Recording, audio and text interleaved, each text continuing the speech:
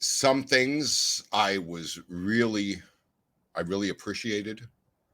The first thing that, so when I first walked up, I said, I walked in. See, okay, I was new. I didn't know anything about Egyptians. And so I showed up on time, and I actually showed up early.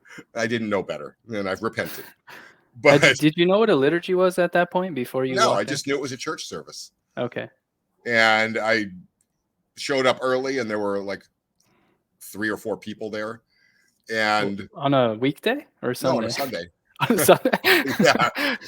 And so I kind of told the lady what I was there to do, and I wanted to learn about this early church. I'm an evangelical, blah, blah, blah. And she says, "Oh, talk to Father Daniel. He's the young priest with the black beard. He's not here yet, but he's coming. You talk to him." So I went and I waited out on the steps. And then up comes this guy, this big black moo and, big black beard. And I'm like, I'm thinking that's the guy. And so I tell him what I'm there to do and what I want to learn. And I'll never forget the exchange. He says, "Well, stick around for a while, see if you like it." And I looked at him and I said, "How I like it has nothing to do with anything. Mm-hmm. If it's untrue and I love it, I'm leaving. And if it's absolutely true and I hate it, I have to conform to it. I'm looking for what's true. I'm not looking for what I like." And this was probably. You actually verbalized that, or that was in Yes. your head? No, this is what I told him. You told him that? Yeah.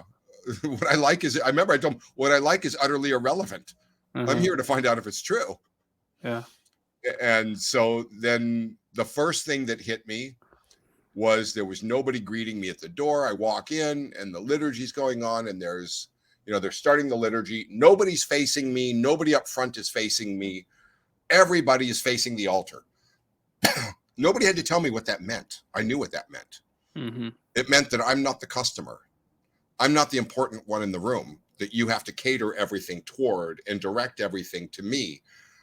God is the center of attention, not me. And I loved that part. Absolutely loved it. And then I looked where the lecterns were, and they were off to the 2 sides. Mm-hmm. And nobody had to tell me what that meant. I knew instinctively. God stays in the middle. You speak from off to the side. And that's why when I see some of the Coptic priests trying to be hip and cool, walking back and forth with the mic like a timeshare salesman, trying to be, relevant, it makes my skin crawl. It's like you're walking in front of the altar.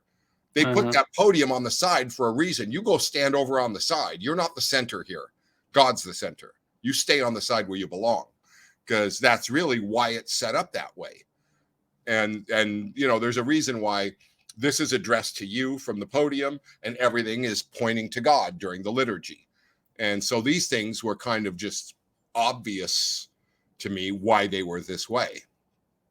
So initially, yeah, I loved some of the form, the structure, some of the symbolism. It was long. Yeah, it still is. It was really long.